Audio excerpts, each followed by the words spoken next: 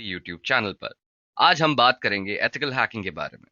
तो चलिए बिना कुछ टाइम वेस्ट किए सीधे पहले टॉपिक के साथ शुरू हो जाते हैं। पहले हम बात करेंगे एथिकल हैकिंग के कॉन्सेप्ट्स के बारे में कि ये होता क्या है। तो हैकिंग के डेफिनेशन के मुताबिक एथिकल हैकिंग एक प्रोसेस है जिसमें हम कोई भी कंप्यूटर या उसके नेटवर्क के वल्नरेबिलिटीज यानी वीकनेसेस को पहचानने की कोशिश करते हैं। अगर कोई ऐसी वीकनेस पहचान में आती है तो हम उसे सुधारने की भी कोशिश करते हैं। अगर आप आज के कंप्यूटर इंडस्ट्री को एनालाइज करेंगे तो आप ये देखोगे कि आज कोई भी बिजनेस चलाने के लिए केवल एक कंप्यूटर काफी नहीं है। हमें कंप्यूटर का एक पूरा नेटवर्क चाहिए होता है ताकि जो इंसान बिजनेस को चला रहा है उसे कम्युनिकेशन करने में कोई दिक्कत ना हो। जब भी कोई ऐसे कंप्यूटर नेटवर्क को खड़ा करता है तो उसकी हैक होने की भी संभावना बढ़ जाती है, क्योंकि ये कंप्यूटर अब एक नेटवर्क से कनेक्टेड है। जब कोई कंप्यूटर हैक होता है उस कंप्यूटर से जरूरी जानकारी चोरी हो सकती है, जैसे कि credit card details, bank accounts, etcetera etcetera. जो भी ये सब चोरी करता है अपने खुद के मुनाफे के लिए करता है, तो हम उस इंसान को हैकर कहते हैं।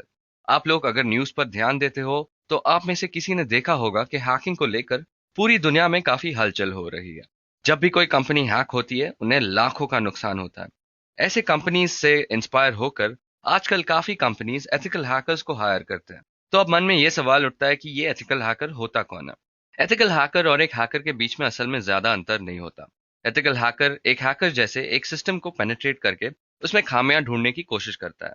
अंतर बस यही है कि एक एथिकल हैकर ये सब क्लाइंट के अनुमति के साथ करता है, जबकि एक आम हैकर ये सब बिना किसी अनुमति के कर देता है। जब एक एथिकल हैकर को कोई खामियां मिलती है, पहले तो वो अपने क्लाइंट को बताता है इन खामियों के बारे में और उन्हें फिर सुधारने के तरीके भी बताता है। यही अंतर एथिकल हैकिंग को लीगल बनाता है और आम प्रकार के हैकिंग को इलीगल। अब हैकर के तीन टाइप्स होते हैं। एक होता है व्हाइट हैट हैकर, जो कि एथिकल हैकर का दूसरा नाम है। दूसरा होता है black hat hacker. Black hat hacker वो हैकर होता है जो कि खुद के मतलब के लिए और दूसरों को हानि पहुंचाने के लिए हैक करता है। ब्लैक हैट हैकिंग इलीगल होती है और आप अगर पकड़े जाते हो तो आपको काफी सालों की सजा हो सकती है। इन दोनों के अलावा एक और तरीके का हैकर होता है और इन्हें ग्रे हैट हैकर भी कहा जाता है। ये व्हाइट हैट हैकर और ब्लैक हैट हैकर का मेल होता है। ये लोग बिना क्लाइंट परमिशन के सिस्टम को हैक करके उनमें खामियां निकालते हैं और फिर क्लाइंट को बताते हैं। Grey hat hacker normally bug bounty के लिए काम करते हैं। तो ये बग बाउंटी क्या होता है?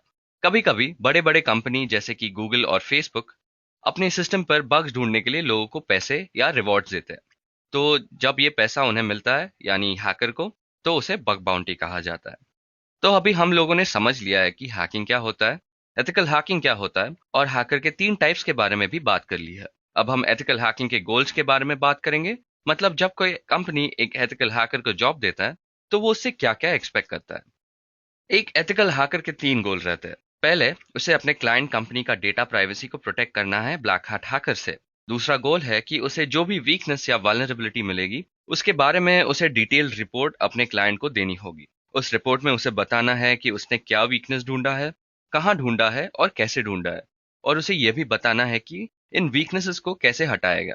तीसरा गोल है कि उस क्लाइंट के वेंडर्स को भी बताना है अगर उनके हार्डवेयर या सॉफ्टवेयर में कोई वीकनेस मिले, ताकि जब ये वेंडर्स वापस अपने हार्डवेयर प्रोडक्ट्स क्लाइंट को देने आए तो उनमें ये खामियां ना हो। अब बात करते हैं कि आज के जमाने में एथिकल हैकर्स की क्या इंपॉर्टेंस रहती है एक कंपनी के लिए। आजकल लोगों में काफी अवेयरनेस बढ़ गई है डेटा और उसकी प्राइवेसी के बारे में। ऊपर से डेटा एक कंपनी का सबसे इंपॉर्टेंट रिसोर्स भी होता है। अगर कंपनी के डेटा को कुछ होता है तो वो कंपनी के नाम पर एक कलंक हो सकता है और इससे कंपनी को काफी नुकसान भी पहुंच सकती है। जब कोई कंपनी एथिकल हैकर को काम पे रखता है तो वो इन सब हानिकारक चीजों से उस कंपनी को बचाता है। इसी बात पे एथिकल हैकिंग के लीगैलिटी पे भी थोड़ी बात की जाए। अगर कोई एथिकल हैकर अपने कॉन्ट्रैक्ट के बाहर जाकर छेड़छाड़ करे तो वो काम इलीगल हो जाता है और ऐसे काम से आपकी एथिकल हैकिंग की सर्टिफिकेशन भी कैंसिल हो सकती है। चलिए अब आगे बढ़ते हैं। अब हम बात करेंगे सिक्योरिटी थ्रेट्स के बारे में। एक एथिकल हैकर रोज कुछ सिक्योरिटी थ्रेट के साथ डील करता है, तो ये जरूरी है कि आपको इन सिक्योरिटी थ्रेट्स की जानकारी हो। तो सिक्योरिटी थ्रेट असल में क्या होता है? अब कोई भी सिचुएशन जो किसी भी कंपनी या ऑर्गेनाइजेशन या फिर एक कोई कंप्यूटर को खतरे में डालता है उसे एक सिक्योरिटी रिस्क के नाम से जाना जाता है। किसी कंप्यूटर के सिक्योरिटी के लिए पहला कदम होता है कि इन सिक्योरिटी थ्रेट्स को पहचानना। इन्हें पहचानने के लिए इनके अलग अलग टाइप्स के बारे में भी हमें जानकारी रखना जरूरी है। तो सिक्योरिटी थ्रेट्स असल में दो टाइप्स के होते हैं, फिजिकल और नॉन फिजिकल। अगर कोई शख्स अपने कंप्यूटर पर खुद आके उसे हानि पहुंचाए तो उसे हम फिजिकल थ्रेट्स का एग्जाम्पल मान सकते हैं। वैसे ही अगर आपके कंप्यूटर को कोई मालवेयर या वायरस हानि पहुंचा रहा है तो उस मालवेयर को हम नॉन फिजिकल थ्रेट्स का एग्जाम्पल मान सकते हैं। फिजिकल और नॉन फिजिकल थ्रेट्स के भी कई टाइप्स होते हैं। फिजिकल थ्रेट्स के 3 क्लासिफिकेशन है: इंटरनल, एक्सटर्नल और ह्यूमन थ्रेट। अब इनके बारे में एक एक करके बात करते हैं। सोचिए कि आपके कंप्यूटर के अंदर आग लग गई हो, तो उसे हम इंटरनल थ्रेट का एग्जाम्पल मान सकते हैं। अगर आपके घर पर बिजली की प्रॉब्लम की वजह से वोल्टेज की दिक्कत हो और उससे आपका कंप्यूटर खराब हो जाए, तो वो एक्सटर्नल थ्रेट का एग्जाम्पल माना जा सकता है। अब आखिरी टाइप है ह्यूमन थ्रेट। ह्यूमन थ्रेट वो हर कोई हानिकारक सिचुएशन होती है जो कि इंसानों की वजह से होता है, जैसे कि कंप्यूटर का चोरी या फिर कंप्यूटर के साथ गलत खिलवाड़। अब आगे बढ़ते हैं और नॉन फिजिकल थ्रेट्स के बारे में बात करते हैं। अगर आप एक एथिकल हैकर बनते हो, आपको रोज ऐसे नॉन फिजिकल थ्रेट्स के साथ डील करना पड़ेगा। इसके कुछ एग्जाम्पल्स है: वर्म्स, malware, ट्रोजन और वायरसेस। एथिकल हैकर के रूप में आपका काम है इन्हें एक कंप्यूटर पर पहचानना और उस सिस्टम को सुरक्षित रखना। एक कंप्यूटर को ऐसे चीजों से सुरक्षित रखने के लिए आप कुछ प्रिवेंटिव मेजर्स भी ले सकते हैं, जैसे कि लॉजिकल सिक्योरिटी मेजर्स को सेटअप करना, कॉग्निटिव साइबर सिक्योरिटी टूल्स को इंस्टॉल करना, अलग अलग टाइप के ऑथेंटिकेशन सिस्टम्स का इस्तेमाल करना, जैसे कि फेशियल ऑथेंटिकेशन या फिर पासवर्ड रिलेटेड ऑथेंटिकेशन, या फिर वो ऑथेंटिकेशन जो बायोमेट्रिक्स के द्वारा भी की जाए। एथिकल हैकर अपने क्लाइंट कंपनी में इंट्रूशन डिटेक्शन सिस्टम या फिर इंट्रूशन प्रिवेंशन सिस्टम भी इंस्टॉल कर सकते हैं। ये दो टूल्स आज के ज़माने में काफ़ी इंपॉर्टेंट भी माना जाता है। चलिए अब बात किया जाए एथिकल हैकर के स्किल सेट के बारे में। अगर आप खुद एक एथिकल हैकर बनना चाहते हैं, तो आपको भी इन अलग अलग स्किल्स को डेवलप करना पड़ेगा। पहले आपको प्रोग्रामिंग सीखनी चाहिए। एक एक्सपीरियंस एथिकल हैकर को डिफरेंट टाइप्स के प्रोग्रामिंग लैंग्वेजेस आती हैं, जैसे कि HTML, जावास्क्रिप्ट, पाइथन, रूबी, जावा और बैश स्क्रिप्टिंग, और ऐसे ही बहुत सारी लैंग्वेजेस। इन सारे लैंग्वेजेस में वो एक्सपर्ट क्यों ना हो, पर उसे इनकी जनरल वर्किंग के बारे में पता होता है। एक एथिकल हैकर को ऑपरेटिंग सिस्टम की इन डेप्थ नॉलेज भी होती है, और उन्हें कई प्रकार के ऑपरेटिंग सिस्टम के साथ काम करना आता है, जैसे कि विंडोज, मैकओएस और लिनक्स। ऑपरेटिंग सिस्टम और प्रोग्रामिंग छोड़ के एक एथिकल हैकर को नेटवर्किंग का भी इन डेप्थ नॉलेज रहता है। उनको TCP IP और OSI मॉडल के वर्किंग के बारे में, और पैकेट एक कंप्यूटर से दूसरे कंप्यूटर तक कैसे पहुंचता है, इनके बारे में पता रहता है। चलिए अब बात करते हैं कि एक एथिकल हैकर के करियर में प्रोग्रामिंग नॉलेज की क्या ज़रूरत है। कई लोगों को ये गलतफहमी है कि एथिकल हैकर्स को प्रोग्रामिंग करने की कोई ज़रूरत ही नहीं होती। एथिकल हैकर्स को प्रॉब्लम सॉल्वर्स भी कहा जाता है। जब भी ये कोई प्रॉब्लम का सलूशन ढूंढते हैं, तो उसे इम्प्लीमेंट करने के लिए प्रोग्रामिंग की ज़रूरत पड़ती है। ऊपर से एथिकल हैकर्स अपने कई सारे छोटे मोटे काम को ऑटोमेट करते हैं प्रोग्रामिंग के द्वारा। अगर किसी इंसान को प्रोग्रामिंग के बारे में पता होता है, तो वो दूसरे के कोड में खामियां ढूंढ सकता है। ये एक एथिकल हैकर की ज़रूरत होती है कि वो दूसरे की कोड में खामियां देख पाए। प्रोग्रामिंग का ज्ञान होने से एक एथिकल हैकर एग्जिस्टिंग टूल्स को कस्टमाइज भी कर सकता है, ताकि वो उसके खास ज़रूरतों को पूरा कर सके। अब चलिए बात करते हैं एथिकल हैकिंग टूल्स के बारे में।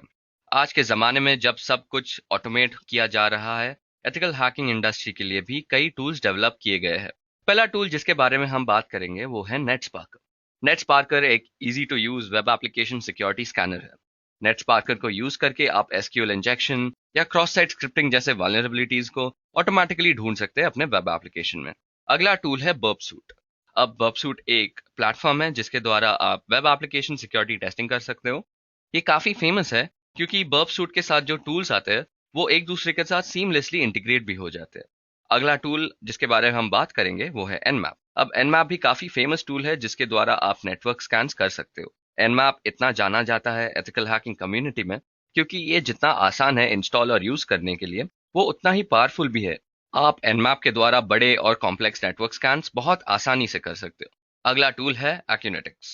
Acunetics के साथ आप एक हैकर को पूरी तरह मिमिक कर सकते हो। इसका मतलब है कि जैसे एक हैकर आपके सिस्टम को हैक करता है, वही प्रोसेस Acunetics आपको करके दिखाएगा, और वो आपके सिस्टम को सुरक्षित रखने की टिप्स भी देगा। और एक टूल जो एथिकल हैकिंग कम्युनिटी में काफ़ी फेमस है, उसका नाम है हैशकैट। हैशकैट को इस्तेमाल करके आप पासवर्ड क्रैकिंग और पासवर्ड रिट्रीवल कर सकते हैं। जब भी कोई पासवर्ड एक डेटाबेस में स्टोर किया जाता है, तो वो प्लेन टेक्स्ट में नहीं किया जाता, बल्कि हैश करके स्टोर किया जाता है। जब भी ऐसे हैश को क्रैक करने की ज़रूरत होती है, एथिकल हैकर्स हैशकैट का इस्तेमाल करते हैं। आखिरी टूल जिसके बारे में आज हम बात करेंगे वो है SQL मैप। SQL मैप एक ऐसा टूल है जो डेटाबेस रिलेटेड है और कोई भी वल्नरेबिलिटीज को ढूंढने की प्रोसेस को पूरी तरह ऑटोमेट कर देता है। अब चलिए सोशल इंजीनियरिंग पे थोड़ी बात की जाए। सोशल इंजीनियरिंग एथिकल हैकिंग और हैकिंग के लिए काफ़ी इंपॉर्टेंट माना जाता है। सोशल इंजीनियरिंग एक प्रोसेस है जिसके इस्तेमाल से लोग झूठ बोलकर दूसरों से उनके क्रेडेंशियल्स यानी उनकी लॉगिन आईडी या पासवर्ड चुराने की कोशिश करते हैं। सोशल इंजीनियरिंग में लोग दूसरे लोगों का फायदा उठा सकते हैं। इनसे बचने के लिए एथिकल हैकर्स को ऐसे टेक्निक्स के बारे में अवेयर रहना चाहिए। पहले ये देखते हैं कि सोशल इंजीनियरिंग का पूरा प्रोसेस काम कैसे करता है। सोशल इंजीनियरिंग एक 5 स्टेप प्रोसेस है। पहले स्टेप को बोला जाता है इंफॉर्मेशन गैदरिंग। इस स्टेप पर जो हैकर है वो जितनी जानकारी इकट्ठा कर सकता है उतना करता है, जिससे वो अपने टारगेट को जान पाए।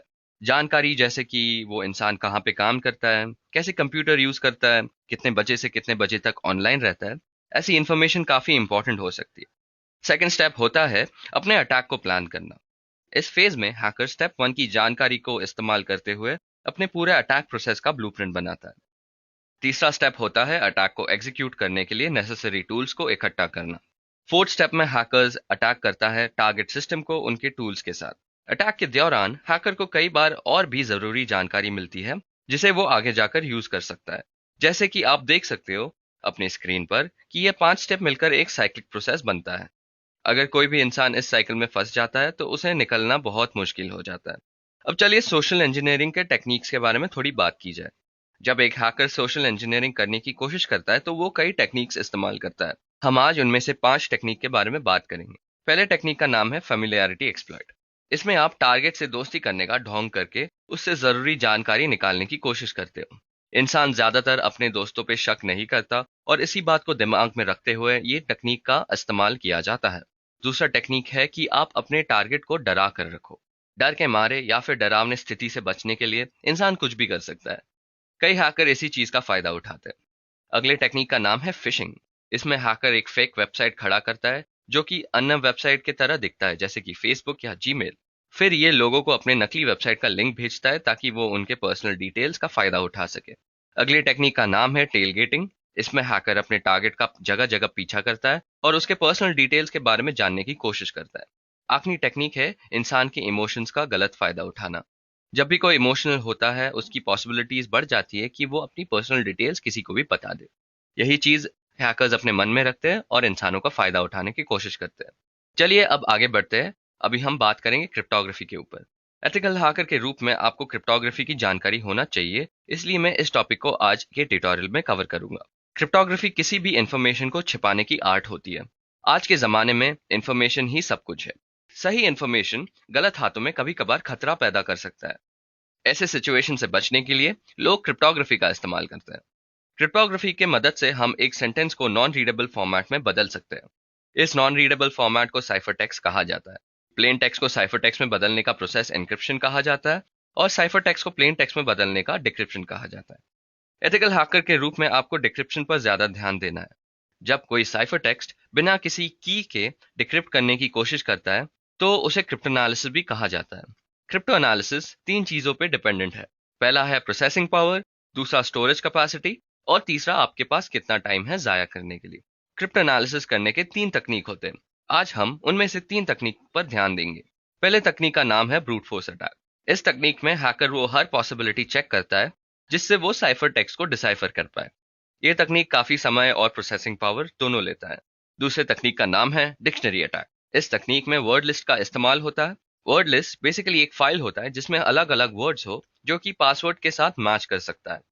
तीसरे तकनीक का नाम है रेनबो टेबल अटैक। इसमें हैश टेबल्स और उनके ओरिजिनल टेक्स्ट के रिलेशन को एनालाइज करके लोग पासवर्ड क्रैक करते हैं। चलिए अब जाने पहचाने क्रिप्टोग्राफिक एल्गोरिथम्स के बारे में भी थोड़ी बात की जाए। हम 3 एल्गोरिथम्स के बारे में बात करेंगे। पहला एल्गोरिथम का नाम है MD5। MD5 मैसेज डाइजेस्ट 5 का शॉर्ट फॉर्म है। इस एल्गोरिथम से आप 128 बिट्स के हैश वैल्यूज निकाल सकते हो। आज MD5 को इतना सुरक्षित नहीं माना जाता क्योंकि इस एल्गोरिथम को क्रैक करने के कई तरीके डेवलप हो चुके हैं। दूसरा एल्गोरिथम का नाम है SHA-256। SHA-256 secure hashing algorithm का शॉर्ट फॉर्म है। इस एल्गोरिथम का इस्तेमाल आज भी कई जगह होता है क्योंकि इसे काफी सिक्योर भी माना जाता है। इस एल्गोरिथम में 256 बिट के हैश वैल्यूज जनरेट होते हैं। और तीसरे एल्गोरिथम का नाम आज के लिए है RC4 algorithm. RC4 algorithm private cipher 4 का शॉर्ट फॉर्म है और RC4 एल्गोरिथम आज के जमाने में SSL प्रोटोकॉल में इस्तेमाल किया जाता है। तो चलिए दोस्तों अब टाइम है डेमोन्स्ट्रेशन का। तो आज हमारा डेमोन्स्ट्रेशन होगा क्रिप्टो एनालिसिस के ऊपर और आज हम एक टूल का इस्तेमाल करके देखेंगे कि आप एक टेक्स्ट को कैसे एनक्रिप्ट और कैसे डिक्रिप्ट कर सकते हैं। तो आज के डेमोन्स्ट्रेशन के लिए आज हम एक टूल यूज करेंगे जिसका नाम है क्रिप्ट टूल। तो क्रिप्ट टूल को आप डाउनलोड कीजिए प्लीज, और डाउनलोड करने के लिए आप गूगल पे जाके क्रिप्ट टूल टाइप कर सकते हैं और जो पहला लिंक आता है उसी से आपका डाउनलोड हो जाएगा। तो मैंने ऑलरेडी ये टूल डाउनलोड करके रखा है, जैसे कि आप देख सकते हो। तो एक बार रुकिए प्लीज़। हाँ, तो जैसे कि आप देख सकते हैं कि मैंने ये टूल ऑलरेडी डाउनलोड करके रखा है। तो पहले हम एक टेक्स्ट को लिखेंगे, फिर उसको एनक्रिप्ट करेंगे, फिर उसको डिक्रिप्ट करने का भी कोशिश करेंगे। जब आप क्रिप्ट टूल खोल लेंगे तो आपको एक डायलॉग बॉक्स दिखेगा जिसपे काफी सारा टेक्स्ट लिखा है। तो हम इस टेक्स्ट को रिप्लेस करके अपना खुद का एक टेक्स्ट डालेंगे। तो आज के एग्जाम्पल के लिए मैं टेक्स्ट यूज करूंगा, the quick brown fox jumped over the lazy dog. मैंने ये सेंटेंस चुना है क्योंकि इस सेंटेंस में इंग्लिश अल्फाबेट्स सारे यूज होते हैं, ए से लेके जेड तक सारे अल्फाबेट्स इस सेंटेंस में पाए जाएंगे आप। तो इसको एनक्रिप्ट करने का अलग ही मजा आता है। तो पहले हम लोग को इस चीज को एनक्रिप्ट करना पड़ेगा। आज के एनक्रिप्शन के लिए हम RC4 एनक्रिप्शन एल्गोरिथम को यूज करेंगे। तो पहले हम लोग जाएंगे एनक्रिप्ट और डिक्रिप्ट टैब पर, फिर हम लोग जाएंगे सिमेट्रिक मॉडर्न पे। तो सिमेट्रिक मॉडर्न पे अगर आप जाओगे तो आपको दिखेगा कि इधर RC4 का ऑप्शन लिखा है।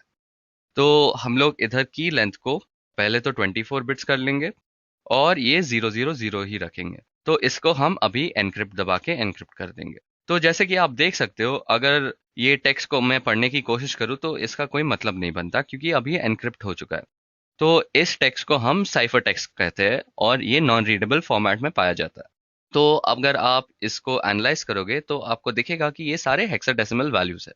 तो अब चलिए इसको डिक्रिप्ट भी किया जाए। तो डिक्रिप्ट करने के लिए आपको एनालिसिस टैब पे जाना पड़ेगा और एनालिसिस टैब में जाके आपको जाना पड़ेगा सिमेट्रिक एन्क्रिप्शन मॉडर्न पे। फिर वापस आपको RC4 को चूज करना है। यहाँ पे आप वापस की लेंथ को 24 बिट्स को चेंज कर देंगे और आपको बस स्टार्ट दबाना है। तो ऐसे स्टार्ट दबाने के बाद आप देखोगे कि ऐसा एक डायलॉग बॉक्स खुल जाता है जिसमें आपको दिखेगा कि इधर 24 बिट का ब्रूट फोर्स सर्च हो रहा है।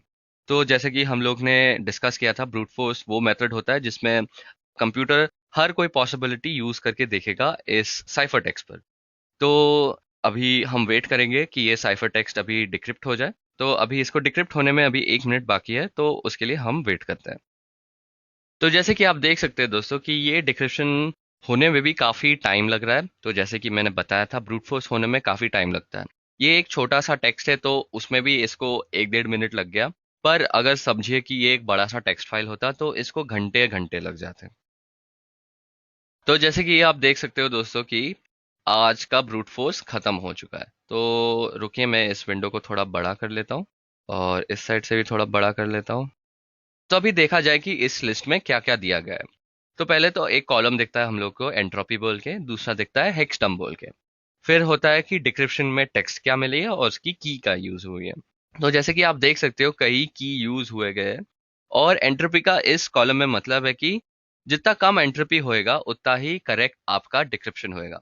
तो जैसे कि हम देख सकते हैं इधर सबसे कम एंट्रोपी है 4.3685 और बाकी सारे एंट्रोपी 4.3685 से ज्यादा है। और वाकई में हम देख सकते हैं कि उसका डिक्रिप्शन भी असल में सही है। तो हम लोग का जो ओरिजिनल टेक्स्ट था, जो कि ओरिजिनल प्लेन टेक्स्ट है, वो था the quick brown fox jumped over the lazy dog, और वही हमको डिक्रिप्शन के बाद मिला है। तो हम इधर एक्सेप्ट सिलेक्शन कर सकते हैं। तो वापस वो एक डायलॉग बॉक्स खुल जाएगा कि एन्क्रिप्शन के बाद, डिक्रिप्शन होने के बाद, कि हम लोग को वापस सही प्लेन टेक्स्ट मिला है। तो दोस्तों, इस डेमोन्स्ट्रेशन के साथ आज का ट्यूटोरियल को एंड करते हैं। मैं आशा